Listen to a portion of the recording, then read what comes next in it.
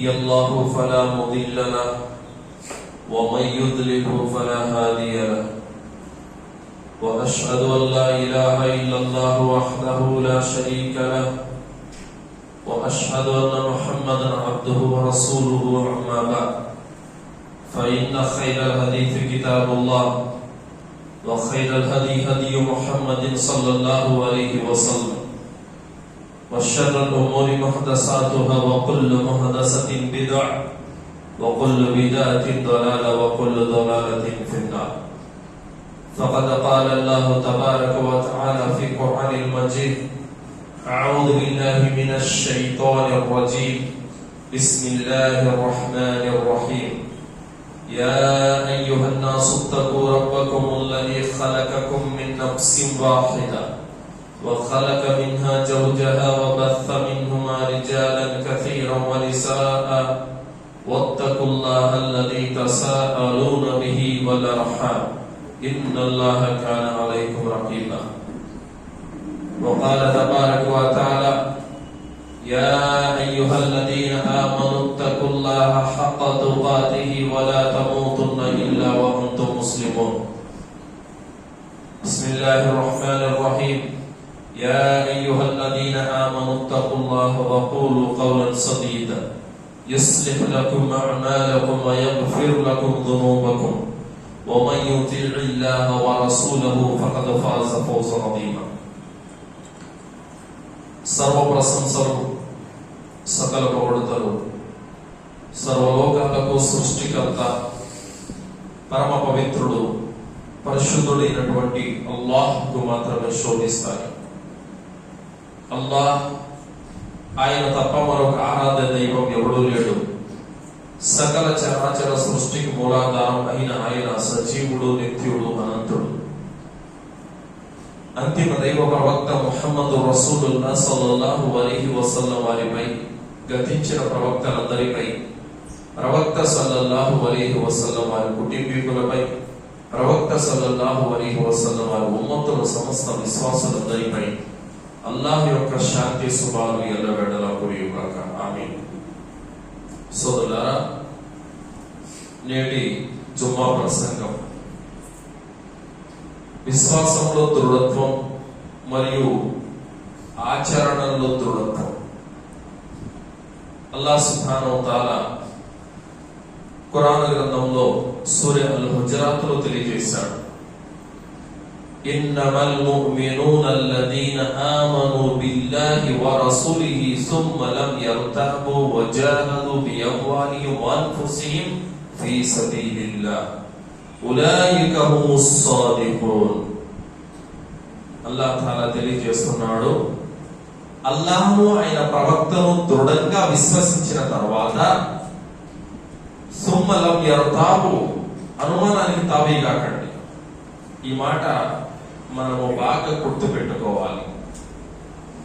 ఇన్నమల్ ముమినూన అల్లదీన ఆమనూ బిల్లాహి వ రసూలిహి, మీరు అల్లాహ్ను ఆయన ప్రవక్తను దృఢంగా విశ్వసించండి. విశ్వసించిన తర్వాత సుమ్మ లం యర్తాబు, దాని తర్వాత అనుమానించకాకండి, అనుమానాలకు గురి కావద్దు. వజాహదు బిఅమ్వాలిహిం వ అన్ఫుసిహిం ఫీ సబీలిల్లాహ్, మరియు మీరు మీ ధనంతో, మీ ప్రాణంతో అల్లాహ్ మార్గంలో పోరాడండి. ఉలైక హుముస్ సాదిఖూన్, ఇలాంటి వారే సత్యసంధులు అని అల్లాహ్ తాలా తెలియజేశాడు. సోదరులారా, విశ్వాసం పైన దృఢత్వం అవసరం, ఆరాధనలో దృఢత్వం అవసరం. ఈ రెండింటిపైన స్థిరత్వం అనేది ఉంటేనే అల్లాహ్ సుబ్హానహు వ తఆలా మన ఈమాన్ను, మన ఆచరణను కుబూల్ చేస్తాడు. సోదరులారా, దైవ ప్రవక్త ముహమ్మద్ సల్లల్లాహు అలైహి వసల్లం వారికి నబువ్వత్ లభించిన తర్వాత, ప్రవక్త పదవి ఇచ్చిన తర్వాత 3 సంవత్సరాల వరకు లోలోపలే రహస్యంగా దావా పని జరిగింది. జైద్ బిన్ అర్కమ్ రలియల్లాహు అన్హు వారి యొక్క ఇంటిలో రహస్యంగా ఆ అవతరించిన ఖురాన్ యొక్క ప్రతులు చదువుకునేవారు. రాత్రులు పూట, అర్ధరాత్రి పూట కలుసుకొని ఏకాంతంగా ఎవరికి తెలియకుండా జాగ్రత్తగా అక్కడ ఖురాన్ ఆయతులు చదువుకొని నేర్చుకునేటటువంటి వారు. అలాంటి భయానకమైన విపత్కరమైనటువంటి పరిస్థితులలో 3 సంవత్సరాలు దాటిపోయిన తర్వాత అబూబకర్ రలియల్లాహు అన్హు వారు అన్నారు, అల్లాహ్ యొక్క ప్రవక్త, మన వద్ద సత్య ధర్మం ఉంది, సత్యమైన గ్రంథం ఉంది, అయినా మనం ఎందుకు భయపడాలి? మనం బహిరంగ ప్రకటన చేద్దాం, ఖురైష్ ప్రజలకు, మక్కా యొక్క పట్టణ వాసులందరికీ కూడా సత్య ధర్మాన్ని వినిపిద్దామని చెప్పి అబూబకర్ రలియల్లాహు అన్హు వారు ప్రవక్త సల్లల్లాహు అలైహి వసల్లం దగ్గరికి వచ్చి చెప్పారు, అబూబకర్, పరిస్థితులు బాగాలేవు, ఇంకా కొంతకాలం ఓర్పు వహిద్దాం అన్నారు. కానీ ఈ లోపే వహీ అవతరించింది, యా అయ్యుహల్ ముద్దస్సిర్ కుమ్ ఫఅందిర్ వరబ్బక ఫకబ్బిర్ వథియాబక ఫతహిర్. అల్లాహ్ తాలా తెలియజేశాడు, ఓ కంబలి కప్పుకున్నవాడా, లేచి నీ ప్రభు యొక్క గొప్పతనాన్ని ప్రజలకు చాటి చెప్పు అని అల్లాహ్ సుబ్హానహు వ తఆలా ఆయతను అవతరింపజేశాడు. అబూబకర్ రలియల్లాహు అన్హు వారు ప్రవక్త సల్లల్లాహు అలైహి వసల్లం వారి యొక్క అనుమతి తీసుకొని కాబతుల్లా వద్దకు వెళ్ళారు దావా పని చేయడానికి. ఈ యొక్క హదీసు ఆయిషా రలియల్లాహు అన్హా వారు ఉల్లేఖించారు. మరియు అల్ బిదాయా వన్ నిహాయా అనే గ్రంథంలో ఇమామ్ ఇబ్న్ కథీర్ రహ్మతుల్లాహి గారు దీన్ని చాలా వివరంగా వివరించారు. అది నబువత్ 3వ సంవత్సరం. కాబతుల్లా వద్ద ప్రజలందరూ కూడా రకరకాల వ్యాపారాల మీద, పని పాటల మీద లీనమైపోయి ఉన్నారు. అబూబకర్ రలియల్లాహు అన్హు వారు కాబతుల్లా దగ్గరికి వచ్చారు, ప్రజలందరినీ పిలిచారు, కేకేసి ప్రజలందరూ దగ్గరికి వచ్చారు. అల్లాహ్ తప్ప మరొక ఆరాధ్య దైవం ఎవడు లేడు,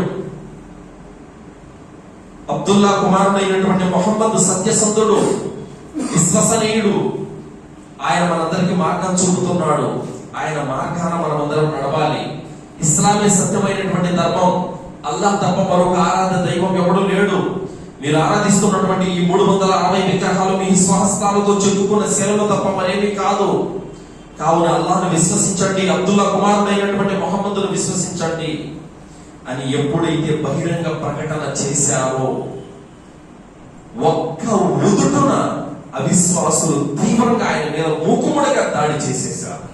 అప్పటికి 32 మంది వ్యక్తులు మాత్రమే ఇస్లాం స్వీకరించారు, ఇంకెవరు ఇస్లాం స్వీకరించలేదు. కేవలం 32 మంది మాత్రమే ముస్లింలు అయ్యారు. అప్పటికి ఎప్పుడైతే అవిశ్వాసులు ఒక్క ఉదుటున అబూబకర్ రలియల్లాహు వారి మీద విరుచుకుపడి ఎడా పెడ కొట్టేశారు. అందులో ఉత్బా బిన్ రబియా అనేటువంటి ఒక దుర్మార్గుడు 2 చెప్పులు తీసుకొని అబూబకర్ రలియల్లాహు వారి యొక్క చెంప మీదే ఆ చెప్పులు పూర్తిగా చీలిపోయేంత వరకు అలాగే కొడుతూనే ఉన్నాడు. మరో దుర్మార్గుడు గుండెల మీద కూర్చొని 2 చేతులతో బలంగా అబూబకర్ రలియల్లాహు వారి గుండెల మీద గుద్దాడు. అబూబకర్ రలియల్లాహు వారు కొద్దిసేపటికే ఎలా అయిపోయిందంటే రక్తపు మడుగులో ఉండిపోయాడు, అంత నాన్న గాయాలైపోయాయి, స్పృహ తప్పిపడిపోయాడు, ఏమాత్రం కూడా స్పృహ లేదు, పిలిస్తే పలకట్లేదు, చనిపోయాడు అనుకున్నారు అందరూ కూడా. దాని తర్వాత బను తైం తెగ వారు వచ్చారు. బను తైం తెగ ఎవరంటే అబూబకర్ రలియల్లాహు వారిది బను తైం తెగే. ఆ తైం తెగ వారు వచ్చి విడదీశారు. జనాలందరూ పక్కకి తీసి అబూబకర్ని లేపు కూర్చోవట్లేదు, మాట పలకట్లేదు, కళ్ళు తేలేస్తున్నాడు, పూర్తిగా స్పృహ తప్పిపడిపోయాడు. అబూబకర్ కనుక ఏదైనా అయిందంటే కనుక ఉత్బా బిన్ రబియా మీద మేము పగ తీర్చుకుంటామని చెప్పి బను తైం తెగ వారు వార్నింగ్ ఇచ్చారు. వాళ్ళు అవిశ్వాసులే, బను తైం తెగ వాళ్ళు కూడా విశ్వాసులే. అవిశ్వాసులు అయినప్పటికీ తెగ ప్రేమ ఒకటి ఉంది అక్కడ. మా తెగ వాడిని కొడతారా అనే ఒక ప్రేమ అరబ్బుల్లో ఉండేది. బయటవాడు ఎవడొచ్చినా వీళ్ళలో ఎన్ని విభేదాలు ఉన్నప్పటికీ తెగల మధ్యన ప్రేమ ఉండేది.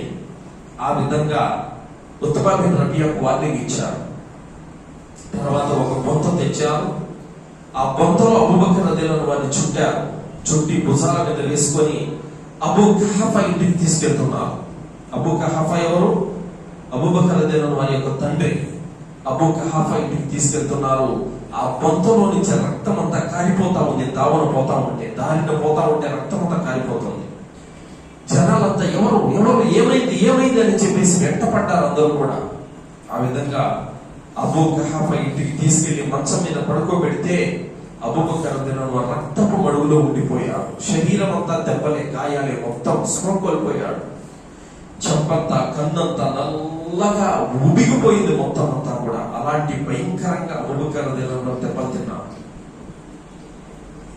చాలాసేపు పడుకోబెట్టారు. ఎంత చేసినా లేయడం లేదు, లేపినా లేయడం లేదు, నీళ్లు చల్లారు, ఏవేవో చేశారు, లేయడం లేదన్నమాట.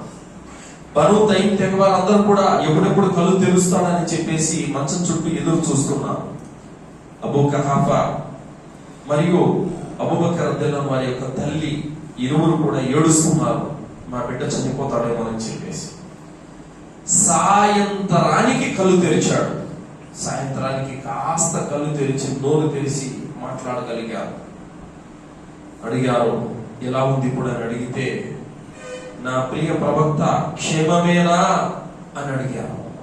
ఈ మాట చెప్పగానే ఆ చుట్టూ ఉన్నటువంటి బను తైం తెగ వాళ్ళు, ఛీ, ఈ దుర్మార్గుడికి ఇంకా సిగ్గురాదు, ఎవరి కారణంగానైతే నువ్వు ఈ చావు దగ్గరికి వెళ్ళొచ్చావో అయినా నీకు ఇంకా సిగ్గు రాలేదా? ఆ వ్యక్తి కారణంగానే కదా నువ్వు దెబ్బతిన్నావు, ఆ వ్యక్తి కారణంగానే కదా నీకు ఈ గతి పట్టింది, అయినా కూడా నువ్వు ఇక మారవా అని చెప్పేసి అబూబకర్ రదియల్లాహు వారి తల్లికి చెబుతున్నారు, నువ్వు వీడికి అన్నం పెట్టకు, నీళ్ళు ఇవ్వకు, ఇలాగే చావని వీడిని అని చెప్పేసి చీకొట్టి అక్కడి నుంచి బను తైం తెగ వారు వెళ్ళిపోయారు. వాళ్ళు చెప్పినంత మాత్రాన నా తల్లి అన్నం పెట్టకుండా ఉంటుందా? లేదు, కన్న పేగు వెలువెల్లాడుతుంది. ఆ విధంగా అబూబకర్ రదియల్లాహు వారిని లేపి కూర్చోబెట్టారు. శక్తి అంతా తీసుకొని కాస్త కూర్చోగలిగారు. నీళ్లు తెచ్చారు, తాగడం లేదు, అన్నం తెచ్చారు, తాగడం లేదు. కాస్త దీన్ని శక్తి పుంజుకో అని చెప్పి, లేదు, నా ప్రవక్త సల్లల్లాహు అలైహి వసల్లం క్షేమంగా బతికి ఉన్నారా లేదా తెలియనంత వరకు నేను ముట్టనని చెప్పేసి అబూబకర్ రదియల్లాహు అన్హు అన్నారు. లేదు బాబు, బయట పరిస్థితులు బాగాలేవు, వీధిలో ప్రతి చోట కూడా ముహమ్మద్ సల్లల్లాహు అలైహి వసల్లం వారిని ఆయన అనుసరించినటువంటి మీకోసం అందరూ వెతుకుతున్నారు, అవిశ్వాసం ఎక్కడ కనబడితే అక్కడ చంపేయాలని. బయట పరిస్థితులు బాగాలేవు, కొద్ది రోజులు ఓపిక పట్టు, తర్వాత కలుద్దాం ఆయన అని చెప్పగానే, లేదమ్మా, ఆయన క్షేమంగా ఉన్నారని తెలిస్తేనే నేను ముడతాను, లేదంటే నేను తినలేను అని చెప్పేశాను అన్నా. సరే, నువ్వు ఒక పని చెయ్యి, ఏం చేస్తామంటే, ఫాతిమా రదియల్లాహు అన్హా వారు ఉన్నారు. ఆమె ఎవరు? ఆమె ఉమర్ రదియల్లాహు వారి యొక్క చెల్లెలు. ఆమె వద్దకెళ్ళి ప్రవక్త సల్లల్లాహు అలైహి వసల్లం వారు ఎలా ఉన్నారో కనుక్కోండి, రహస్యంగా వెళ్ళు అని పంపించారు అబూబకర్ రదియల్లాహు వారు. ఆమె వెళ్ళారు. వెళ్ళి ఉమర్ రదియల్లాహు వారి యొక్క చెల్లెల్ని ఫాతిమాను కలుసుకొని, అమ్మ, ప్రవక్త ముహమ్మద్ సల్లల్లాహు అలైహి వసల్లం ఎక్కడున్నారు? ఏమో నాకు తెలియదని చెప్పినా.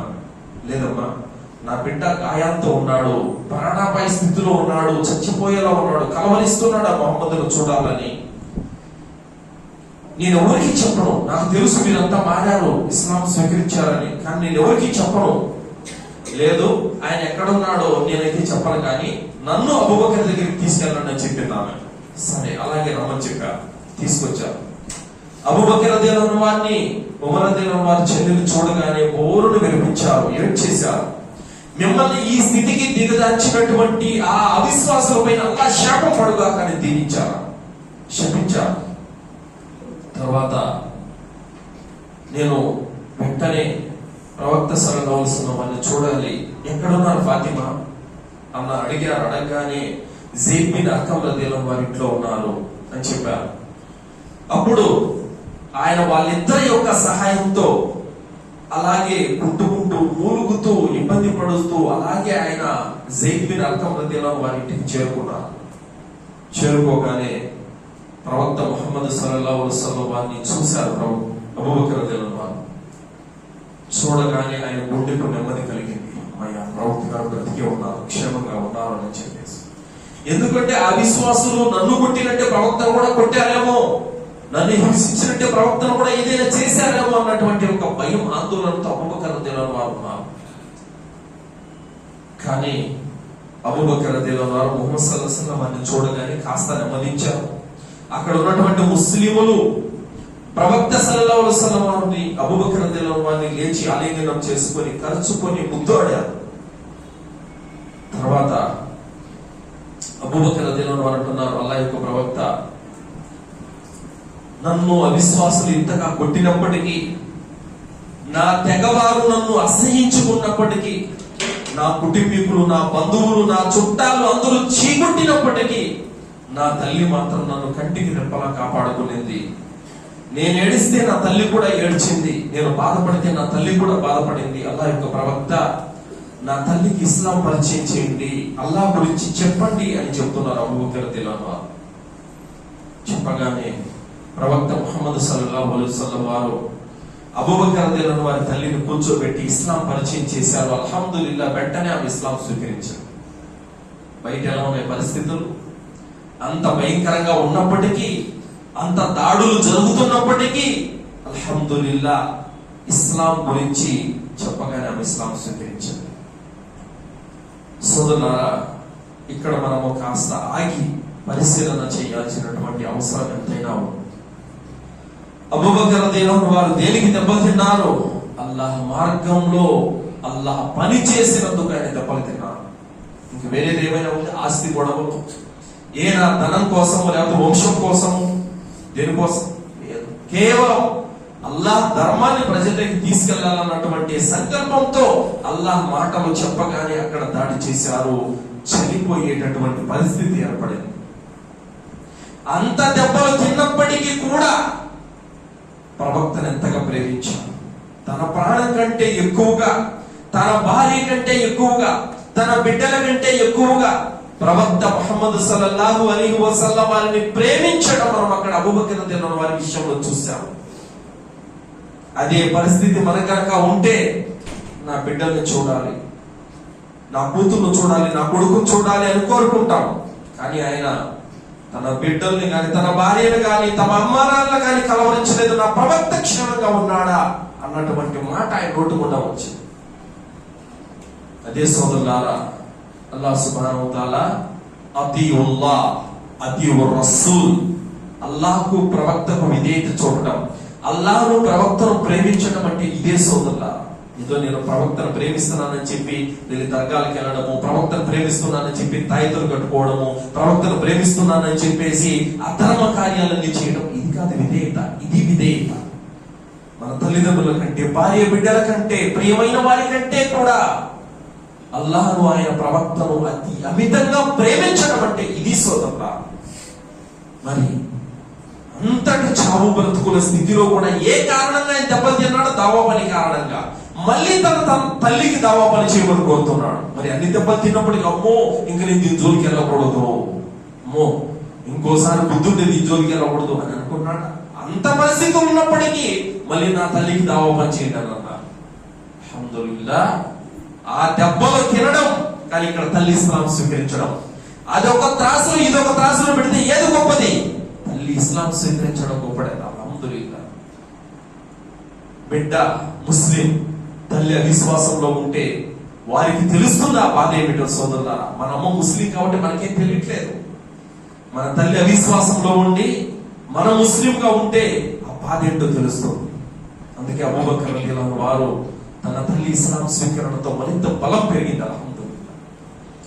కావున సోదరులారా, దెబ్బలు తిన్నంత మాత్రాన, ఏదో సమస్యలు వచ్చినంత మాత్రాన మనం చేస్తున్నటువంటి పనిలో స్థిరత్వాన్ని వదులుకోకూడదు, స్థిరత్వాన్ని కోల్పోకూడదు. సోదరులారా, దైవ ప్రవక్త ముహమ్మద్ సల్లల్లాహు అలైహి వసల్లం వారు తాయిఫ్ నగరానికి వెళ్ళారు. తన బానిసైనటువంటి జైద్ రదియల్లాహు అన్హు వారిని వెంట పెట్టుకొని, జైద్ బిన్ హారిసాని వెంట పెట్టుకొని వెళ్ళారు. అక్కడ శత్రు మూకలు కొంతమంది రాళ్లతో దాడి చేశారు ప్రవక్త సల్లల్లాహు అలైహి వసల్లం వారి మీద. దాదాపు 3 మైళ్ళ దూరం తరుముకున్నారు ప్రవక్త గారిని. ఎలా కొట్టారంటే, ఆయన వేసుకున్న చెప్పుల్లో సైతం రక్తం గడ్డ కట్టి పాదాలు అతుక్కుపోయాయి. అంతగా కొట్టారు. స్పృహ తప్పి పడిపోయారు. ఆకాశాలపైన ఉన్నటువంటి అల్లాహ్కు ఆగ్రహం కలిగింది. జిబ్రీల్ అలైహిస్సలాం వారిని పంపారు. జిబ్రీల్ అలైహిస్సలాం వారు 2 పర్వతాల యొక్క దైవదూతలను తీసుకొని వచ్చారు. ప్రవక్త, మిమ్మల్ని ఈ స్థితికి గురి చేసినటువంటి ఆ సత్య తిరస్కారులను ఈ 2 పర్వతాల మధ్యన నలిపి నాశనం చేసేస్తాము, మీరు ఒక్క ఆజ్ఞ ఇవ్వండి చాలు అన్నారు. కానీ ప్రవక్త ముహమ్మద్ సల్లల్లాహు అలైహి వసల్లం వారు ప్రతీకారం తీర్చుకునేటువంటి అవకాశం ఉన్నప్పటికీ కూడా లేదు, వీళ్ళు కాకపోతే వీళ్ళ తరం తర్వాత అయినా వీళ్ళ సంతానమైన మారతారన్న ఆశ నాకుంది, కావున వీళ్ళు నాశనం చేయొద్దని క్షమించారు ప్రవక్త సల్లల్లాహు అలైహి వసల్లం. అది ఎప్పుడు జరిగింది? అదే సంవత్సరంలో అవిశ్వాసులు చేసేటటువంటి ఆగడాలకు పన్నాగాలకు రక్షణ వలయంగా నిలబడిన అబూ తాలిబ్ తన బాబాయి చనిపోయారు. అదే సంవత్సరంలో తనకు ప్రియమైనటువంటిది ఆయన సత్యమైనటువంటి హజరత్ ఖదీజా రలియల్లాహు అన్హా వారు కూడా అదే సంవత్సరంలో మరణించారు. బాబాయి అండగా ఉన్న బాబాయి చనిపోయారు. అదే సంవత్సరంలో భార్య చనిపోయింది. మళ్ళీ తాయిఫ్కి వెళ్తే రాళ్లతో ఇంత బాధాకరంగా కొట్టారు. ఒక కుటుంబంలో ఇంత విషాదం ఎవరికైనా నెలకొని ఉంటే కనుక, ఇలాంటి పరిస్థితి ఎవరికైనా ఉంటే కనుక ఎంత బాధపడతారు, ఎంత క్షోభకు గురవుతారు. కానీ అలాంటి విపత్కరమైనటువంటి పరిస్థితుల్లో ఒక పక్క కుటుంబంలో 2 మరణాలు జరిగినప్పటికీ కూడా అల్లాహ్ యొక్క పనిని ఆయన వదిలిపెట్టలేదు. తర్వాత ఆయన దైవదూతలు వెళ్ళిపోయారు. ఆయన లేచి పక్కన ఒక తోట ఉంది, ద్రాక్ష తోట. ఆ తోటలోకి వెళ్ళారు. వెళ్ళి అక్కడ కూర్చున్నారు. తోట యజమానులు చూశారు. అయ్యో, ఎవరో ఈ వ్యక్తి ఇంతనా దెబ్బలు తగిలి ఉన్నాయి అని చెప్పి ఆ తోటలో పనిచేసేటటువంటి ఒక బానిస ఉంటే బానిసకు చెప్పారు, ఎవరో దెబ్బలు తగిలి ఉన్నాయి, భయంకరంగా బాధపడుతున్నారు, ఆ వ్యక్తికి ఒక ద్రాక్ష గుత్తి ఇచ్చి నీళ్లు ఇచ్చిరాపు అని చెప్పారు. చెప్పగానే ఆ వ్యక్తి ఒక మాగిపోయినటువంటి ద్రాక్ష గుత్తులు 2 తెంపుకొని నీళ్లు తీసుకొని ప్రవక్త సల్లల్లాహు అలైహి వసల్లం వారి వద్దకు వచ్చారు. వచ్చి, అయ్యా మీరెవరు, ఎందుకు ఇంతలా దెబ్బలు తిన్నారు, ఏం జరిగింది, సరే అవన్నీ తర్వాత కానీ ముందు తినండి అని చెప్పేసి ద్రాక్ష గుత్తులు ఇచ్చారు. ప్రవక్త సల్లల్లాహు అలైహి వసల్లం వారు ఆ ద్రాక్ష పండు తెంపుకొని బిస్మిల్లా అని నోట్లో వేసుకోగా బానిస, అతని పేరు అద్దాస్, అడిగారు, ఏమన్నారు మీరు? నేనేమన్నాను? బిస్మిల్లా అన్నాను. బిస్మిల్లా, ఈ పదం మీకు ఎలా తెలుసు? మీరు మక్కా వాసులు కదా, మీకు తెలియదు కదా బిస్మిల్లా అనేటువంటి పదం. కానీ ఈ పదాన్ని మీరు తినేటప్పుడు మీరు వాడరు కదా, మీకు తెలియదు కదా, మీరు ఎలా వాడుతున్నారు? చెప్పగానే, లేదు, తినేటప్పుడు బిస్మిల్లా అని చెబుతాను. అది సరే, నువ్వెవరు? నేను మాది ననైవ పట్టణం. ననైవ పట్టణమా అంటే నా సోదరుడు యూనుస్ అలైహిస్సలాం వారి యొక్క పట్టణమా? అవును, యూనుస్ అలైహిస్సలాం వారు మా జాతి ప్రవక్త, ఆ జాతి వ్యక్తినే నేను అని చెప్పారు ఆయన. అవునా? అవును, యూనుస్ అలైహిస్సలాం పేరు మీకెలా తెలుసు? ఆయన కొన్ని సంవత్సరాల క్రితం వచ్చినటువంటి ఒక ప్రవక్త, ఆ జాతి నుండి నేను వచ్చాను. మరి ఆ ప్రవక్త గురించి మీకెలా తెలుసు? మక్కా వాసులకు ఆ ప్రవక్త గురించి తెలియదు కదా. లేదు, యూనుస్ అలైహిస్సలాం నా సోదరుడు, ఆయన ప్రవక్తే, నేను కూడా ప్రవక్తనే అని చెప్పగానే, అంటే మీరు యూనుస్ అలైహిస్సలాం మాదిరిగా అల్లాహ్ ధర్మ ప్రచారాన్ని చేయడానికి వచ్చిన ప్రవక్తనా మీరు? అవును, నా గురించి తౌరాతు ఇంజీల్ గ్రంథాల్లో కూడా చెప్పబడింది. ఆ ప్రవక్తను, ఆ అహ్మద్ అనే ప్రవక్త నేనేనని చెప్పగానే ఆ అద్దాస్ అనేటువంటి వ్యక్తి వెంటనే ఇస్లాం స్వీకరించాడు. సోదరులారా, అల్హమ్దులిల్లా. చూసారా, అక్కడ విషాదం, దెబ్బలు తగిలాయి, ఎక్కడేమో దాని ప్రతిఫలం. అబూబకర్ రలియల్లాహు వారిని కాబతుల్లా దగ్గర కొట్టారు, దాని ప్రతిఫలం తల్లి ఇస్లాం స్వీకరణ. సోదరులారా, అందుకే అల్లాహ్ తాలా అంటున్నాడు, ఫఇన్న మఅల్ ఉస్రి యుస్రా, ఇన్న మఅల్ ఉస్రి యుస్రా. కష్టంతో పాటు